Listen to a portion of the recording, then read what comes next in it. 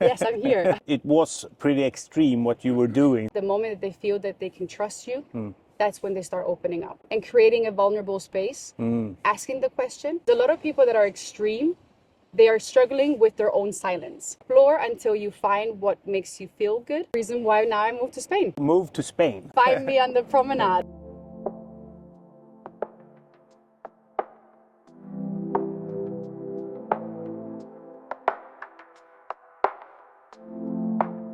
Cecilia.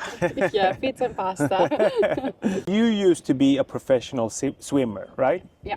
When you stopped swimming, how did that change your life? And I'm talking more about maybe the inner life more than the outside life. I mean, it was a drastic change. It was trying to find a whole new routine.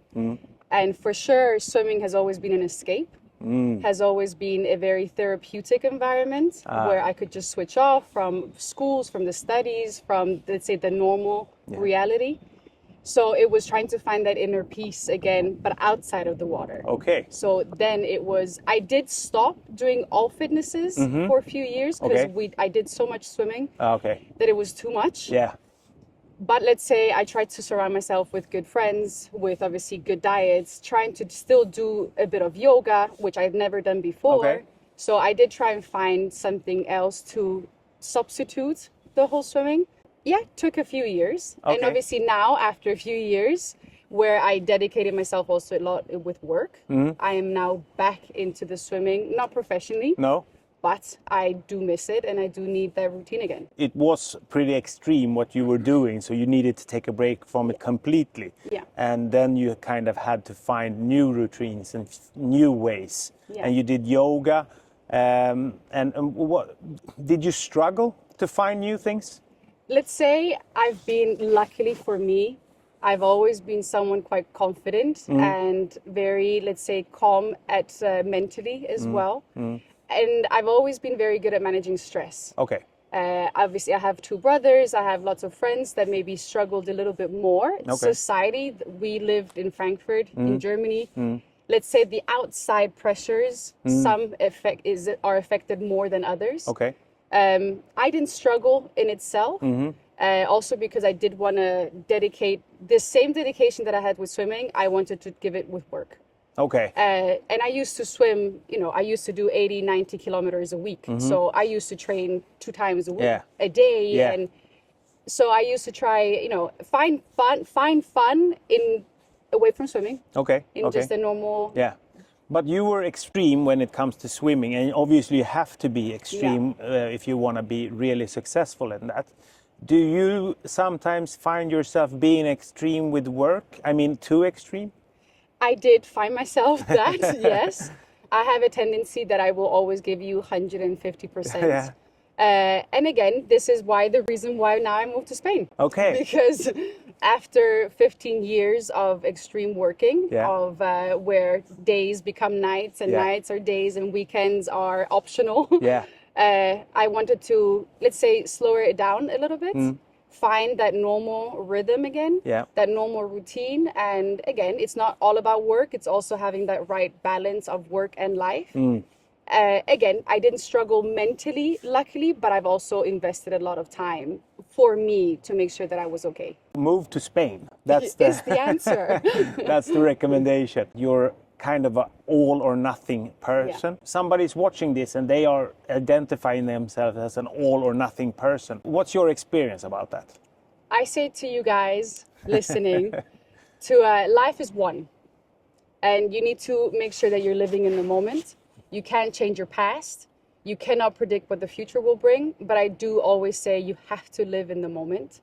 You have to live today as your full day, as tomorrow is not guaranteed.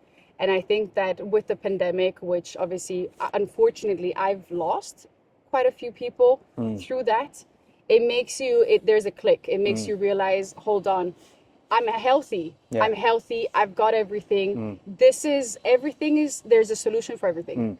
And it's just, I always say, one needs to want it. So for those people that are either all or nothing, there was always going to be a middle balance. You just need to be able to find peace in your mind. And also be able to be okay on your own. Because a lot of people that are extreme, they are struggling with their own silence. Okay. They struggle to sit and maybe watch the sea, and actually it's just them and their thoughts, and find that calmness within their thoughts. And you need to work on that. And again, everything is resolvable, but you need to take time, and the time will heal. And you need to kind of let go everything, the toxic friendships, toxic environments, toxic surroundings that you find yourself in, needing to want a change, but you can make it happen. Fantastic. So you're saying to me that sitting with yourself and accepting yourself, or that's what I'm hearing anyway, is very important. And how do you actually do that? For me, I mean, again, coming from a water environment, Yeah. and also originally where I've come from in Italy, it's from the water. Yeah. For me, it's very therapeutic. Yeah. So just the sound of the sea somewhere, and you know, it can be the sea for me, but for other people, it can be the forest, it can be the mountains, it can be the, you know, there's so many different locations for each individual. I always say, you know what makes you feel good, but you need to go and explore. Explore until you find what makes you feel good. And again, I also think it's not about the mental, you know, health that you work on yourself, but it's surrounding yourself with the right people. And it's not about the quantity. It's not about how many people that you know, context. It's having the right people next to you that will be with you through highs and lows. And sometimes that's maybe just a couple, but at least you know that they're the real friends. And that's all we need.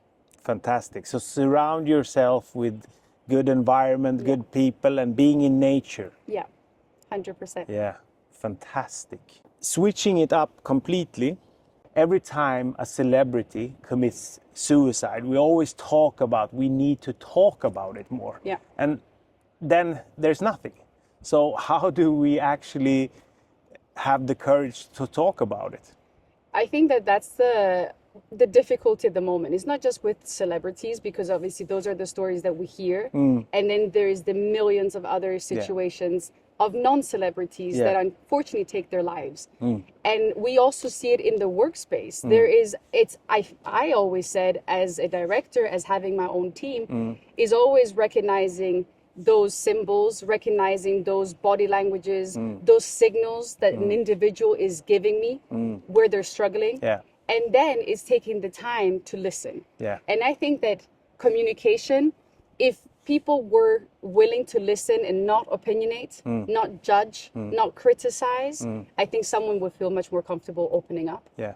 And I think that there is not enough listeners out there for these people that need support to open up freely. Yeah. But I just think, again, find yourself a reference, whether it's your partner, whether it's your family, whether it's a friend, whether it's a colleague, I don't care. Someone who you know will never judge you, but will listen and will pick you up when you're down. And again, unfortunately, it's too much of a common situation of people taking their lives. But I think, again, if we were feeling that we're being supported and we're loved and that we're okay, we're good the way we are, that actually this is all we need. We don't need to always be better for someone. We don't need to impress someone. It's not about what are we, you know, do we get accepted by the others? No, do we feel good in our own space? Do we feel good in our own four walls at home? Yeah. Yeah. With that inner silence, Yeah. mentally. Fantastic. You mentioned that body language, behaviors as co-workers, if you identify that somebody is struggling, you know, with how they're feeling or in general, how do you approach that person? You know, with the years, I've seen whether people maybe snap or maybe people are aggressively reacting towards something, whether maybe people have an explosion of tears. You know, different ways of people, let's say, leaving their frustration, their emotions out. I always pick on that. I also have, let's say, a sixth gut feeling that I can feel if someone is not okay. And then for me, it's, again, taking the time. It doesn't matter how busy I've always been. Time for my people, I will always dedicate. So it's taking them away from the actual environment. and creating a vulnerable space, asking the question. Maybe some need a little bit more direct question. Maybe some just need 3-4 times having a meeting for them to open up. But I think that the person, the moment that they feel that they can trust you, that's when they start opening up. They're not going to just tell a stranger how they're feeling. And I've always made sure that I've created that environment for them to be vulnerable and themselves, their authentic selves, 100%, without ever being judged. And based on that, we then work on the character. And then based on that, we obviously make sure that the workload or the projects that they're dealing with are reflecting their characteristics. But I don't think that a lot of people take the time. No. And the time is the key here. I think that everybody should have a Cecilia in their life. Yes, I'm here. All right. So if somebody would like to find you, how do they do that? Here in Marbella, by the sea. Find me on the promenade, having little walks in the morning for some therapeutic mind, health, well-being. Okay. Thank you very much. Thank you very much.